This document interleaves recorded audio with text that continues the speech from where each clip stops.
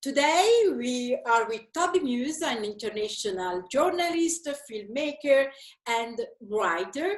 He just published The Kilo Inside the Deadliest Cocaine Cartels, From the Jungles to the Street. Welcome to our show. Thank you very much. Thank you for inviting me. It's a pleasure to be here. Thank you for joining us. With you today, we're going to travel to Colombia. And I want to start from your book that is very interesting and I highly recommend because there is a bit of everything. There is a bit of adventure, there is a bit of geopolitics, but there is a huge personal experience in Colombia, which is very important to understand the several contradictions of South American countries. I want to quote you. You say that you wrote, "War and cocaine, everyone gets rich off of both. That's why it won't end." Is it true in your opinion?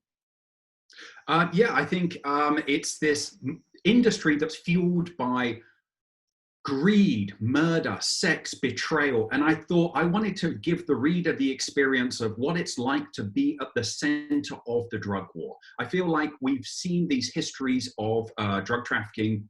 Many people now know the outlines of the life of, say, someone like Pablo Escobar. And I wanted to say, the cocaine industry has changed since then. It's become its own, it's become much more low profile, but the profits, the money is more than ever. And I wanted to tell the reader, especially outside of Colombia, because I wanted to say the demand for this drug means we are living in the golden age of cocaine. There is more cocaine on planet Earth than ever in history. People think the heyday was Pablo Escobar. No, it's right now. Now is the time of cocaine. And it was this plea to the rest of the world, the war on drugs is not working. I don't know what comes next, but the war on drugs, as we have been fighting it, especially led by America in South America, is not working. And that's been for 40, 50 years. We need a new approach. We know that Colombia faced a civil war, we can say 50 years of civil war, with several attempts to make peace deals. The last one, it was in 2016. But as you say, there is more cocaine today than never before in history. So what went wrong, in your opinion? This is the government, it was the kind of peace deal that actually, because when you talk about restorative justice, it's always sensitive because we have the victims that have to start a new age of relationship with their how can we say, with their killer, with their murderers, because we have to say that in Colombia there were murders, rapes, 50 years of terror.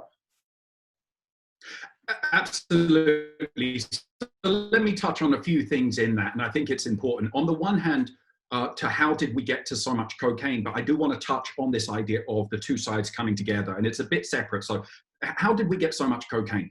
In the final, so essentially, if you look at South America, Latin America, I should say, so Central America, Latin America, you look at it in the 1980s, you have these rebel groups across the continent. There's these vicious civil wars in Central America, many different organizations, dictatorships in the rest of South America.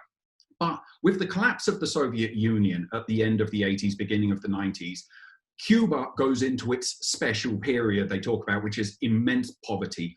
So you see the lifelines for many of these rebel groups across Latin America, it dries up. So you see these peace deals across the continent. It becomes this kind of optimism that wouldn't actually follow through, but it was, oh, these new countries, be it Nicaragua, El Salvador, Guatemala, except Colombia. Colombia, you see the FARC take a decision to get into the cocaine business, and this is where there are differences of opinions. The FARC say they never did anything more than tax the sale of coca, the original plant that makes cocaine. They say in their territory, farmers would plant coca, drug traffickers would come in, buy it from them. Now, authorities say the FARC was much more involved, that they were actively exporting cocaine themselves. But the big picture is you have all of these rebel groups, they run out of money. The FARC in the 90s expands. They now have more money than they've ever been. Coca quickly becomes extraordinarily important for the organization. And you see this with these outlaw militias in Colombia often. They start to get involved in drug trafficking. There's a famous one called the EPL, which is Ejército Popular Liberación. So the Popular Liberation Army. They start off revolutionaries. They're actually Maoists. They decide to get into cocaine in order to fund the revolution. Well, quickly, they just become dedicated to trafficking cocaine. So coca becomes strategic for the FARC. They take over massive amounts of Colombia in order to grow this coca. That's their finance. Then the peace deal comes, and there is this deal. The FARC say, we will lower our weapons. We will give you this territory we've been controlling, which holds so much of the coca. But the deal is the government must arrive to every corner of Colombia. For the first time in Colombia's history, the central government must arrive to these corners and offer a minimum of basic healthcare, just the basics of society, which don't exist. I was in one part of the country with the coca farmers. The coca farmers had to set up a toll on a dirt track to raise money to build a school. It took them 3 years to raise that money. Where was the government? And where did that money come from? From the toll on that track? It came from coca sales. Coca built that school. That's how abandoned these parts are. What happened in 2016 with that peace process? The government didn't arrive. And it needed to get there. So now we see all of the other narco militias turning up, fighting for control of that coca. That's why we have a new round of violence we're living through right now in Colombia. These militias fighting for control. And I want to talk about what you said about that restorative justice. You saw immense amounts of optimism, I think, in 2016 for this new Colombia, but unfortunately politics, the peace process became politicized, I think. And what Colombia needed was, we needed that image of the head of the FARC and the head of, say, the conservative movement, which, not conservative, but Álvaro Uribe, hugging or a handshake. We needed that culturally to move on, for the country to come together.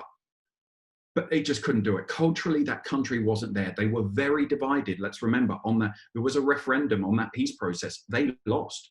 I was with the FARC 2 weeks before that referendum. A FARC commander told me, you know what, Toby? We're a bit worried. If that referendum comes in less than 70% in favor of the peace deal, culturally, the country may not be ready to embrace us when we lay down. They lost the referendum. And so you've seen this kind of thing of the FARC. The country hasn't been ready to offer their hand to the FARC. On one hand, the FARC really did come through. They laid down their weapons. They really did. There have been dissidents, about 10%, we think, but 90%. But now, that was the first stage. Now we're getting to a part where the FARC are not doing their part, and that is admitting what they did. And that's the problem with Venezuela, because Venezuela and Colombia always have been osmotic, we can say, no? Because when we have desplazados, hundreds and hundreds of Colombia moved to Venezuela, and now we have the opposite, I mean, before the COVID epidemic. So in your opinion, Venezuela can be a huge problem for Colombia too now, because we have FARC dissidents that move there, ELN, that are really in command of the illegal minery. So the north of Venezuela, it's really sensitive. So what do you think? Venezuela could be a bomb for Colombia in the next months, years? I mean, the border regions, both with Ecuador and Venezuela, have always been a problem for the Colombian authorities. We've seen these illegal militias, the FARC, the ELN, as you say, they would launch attacks on the army, then cross back into the border. But Venezuela has also played a role in the past where they've tried to facilitate peace talks. Now, obviously, the relations between the two countries are so bad. The president of Colombia has spent a lot of time saying, we need to bring down the government of Nicolas Maduro. And he said, like, I think it was last year, the government of Maduro is now a question of days or hours. Maduro is still there. The Colombians keep wasting their time, I think, trying to get involved in overthrowing Maduro when they should be focusing. They never win these games, is what I'm saying. But Venezuela will be necessary, I think, for a lasting Colombia peace, because it has been part of the problem. There have been links between those in authority with these rebel groups. We believe that various officials in Venezuela have been involved in cocaine trafficking, and the cocaine comes out of Colombia. I mean, let's be very clear on that. So I think Venezuela has been a problem, but it can also must necessarily be part of the solution. the two last question, the Plan Colombia, we can say, failed, and now the Colombia government has announced a new policy goal. By 2023, it wants to cut coca production by 50%. How? They tried with eradication, it didn't work, fumigation, it didn't work, crop substitution. So what's next? I mean, it's interesting you bring this up, just how badly Plan Colombia failed. Now, this is a point of my book as well. The drug war just goes in circles. When Plan Colombia was announced back in around 1998, 2000, it goes into action. It's a multi-billion-dollar plan. The plan is by 2005, they will have cut coca by 50%. 20 years later, there's more coca than ever before. The new plan, as you say, 2023, cut coca by 50%. It just keeps going around in circles. How do they plan to do it? What they want to do is they want to go back to aerial fumigation. The police really, that's the tool they want to use. But a Colombian politician recently came out and said that what they spent on fumigation in the course of around 10 years was more than they had spent on the agricultural development for 50 years in Colombia. I mean, that's just incredible. That blows my mind. So we ask, why do these farmers keep planting coca? They don't have any alternatives. Fund more for agricultural development. Get them bridges, roads, so they can need grow. Land reform. They need land reform because give them the land so they can plant this pineapple and sell it for an honest, decent wage. The farmers don't want to plant coca anymore. For the first time in my life, I've been doing this for 15 years. I've seen the farmers tired of it because the money's not even there anymore. Coca for them is just a headache. It increases the danger and the money's not there. A government that would give them a hand would find so many farmers ready to ditch coca. They want out. Give them a chance. Talking about the trafficking, we have to say that unfortunately Italian 'Ndrangheta is a very professional player there. They have brokers. Just remind that Panunzio was arrested in Colombia. And now we have some problems with Don Berna that probably could be back to Colombia. We don't know. And I want to ask you how it could be dangerous for the future of Colombia. And another issue is Salvatore Mancuso, because according to the US attorneys, he will be free September 4 and probably extradited to Italy and not to Colombia. So what do you think? Because Mancuso and Don Berna, they work for United Self-Defense Forces of Colombia. They were powerful and maybe they are still powerful. Yeah, so very quickly, on the role of the Italian criminal organizations, they're hugely important in the filter. I mean, Colombian cocaine really goes to two major destinations. It either goes to America, the biggest single market on the planet, or it goes often via Venezuela to Europe. And that's a kind of, it goes via the Pacific to America or goes via Venezuela to Europe. And the Italians are hugely important in regulating that flow to Europe. And in fact, one drug I knew in Colombia when I was researching, it was a huge scandal in the underworld because apparently he had tried to rip off some Italian mafiosos to the tune of $3 million, just took the money and never delivered. So that created a whole problem within the underworld because the Italian criminals went to other drug traffickers and said, we need justice. So it set off this problem in Medellin. And it may or may not have been responsible for this man later being killed, that drug trafficker later being killed. So they're hugely important. When you talk about the other couple of people, and it's interesting, I asked about this in 2018 when I was researching my book. It's the Mancuso and Don Berna.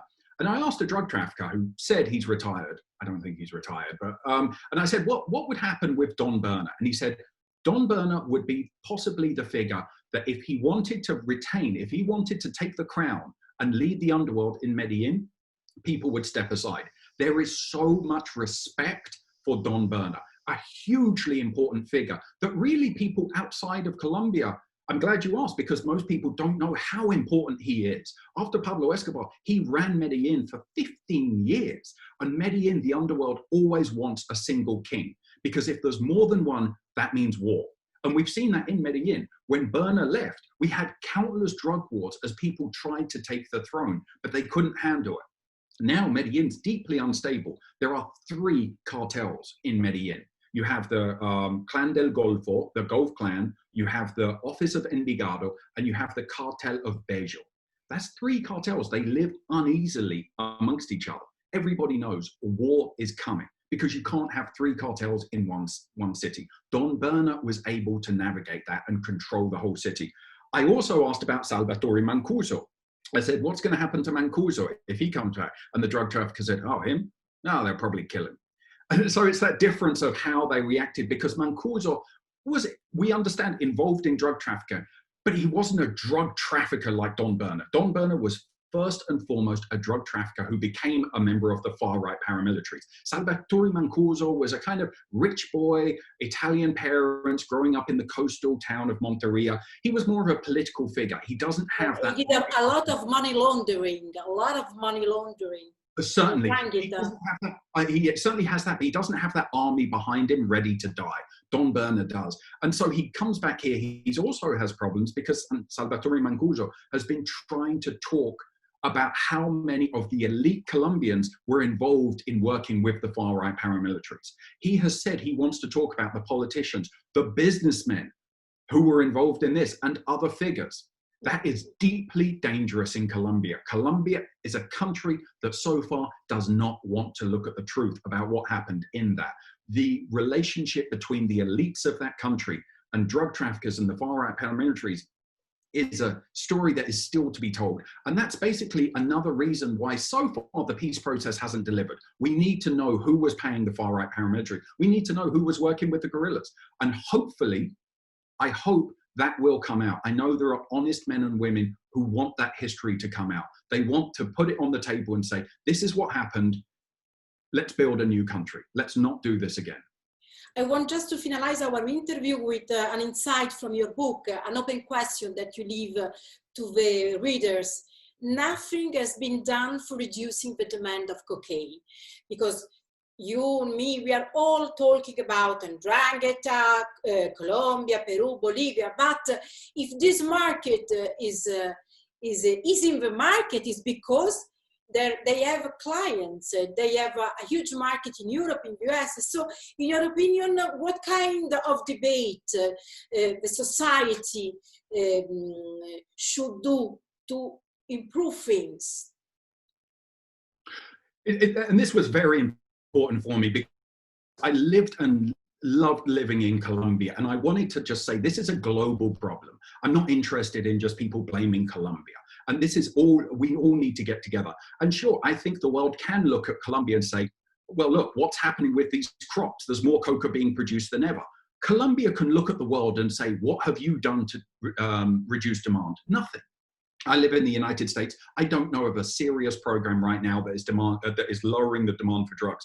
But there's another thing I would like to point out. So yes, it is demand that causes this business to roll. This is the money that funds the whole. But when we look back at prohibition here in the United States, around 100 years ago, when they outlawed the sale of alcohol mostly, it was still demand by the average working man, working woman to buy a beer that made Al Capone, the famous gangster, very rich. But I don't think that working man or working woman who bought a beer is the criminal there. I don't think that's the bad person.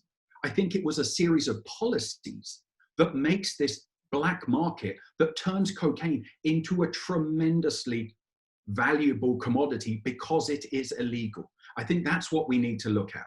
Is the answer legalization? I don't know. I'm not a policy maker. I'm a reporter, but I report from the front lines of this drug war to say what we are doing right now is not working. Because if you just what the black market does, I'll give you an example. A kilo of cocaine in Colombia, 100%, as close as it can be to 100% pure, that's going to be around $1,600.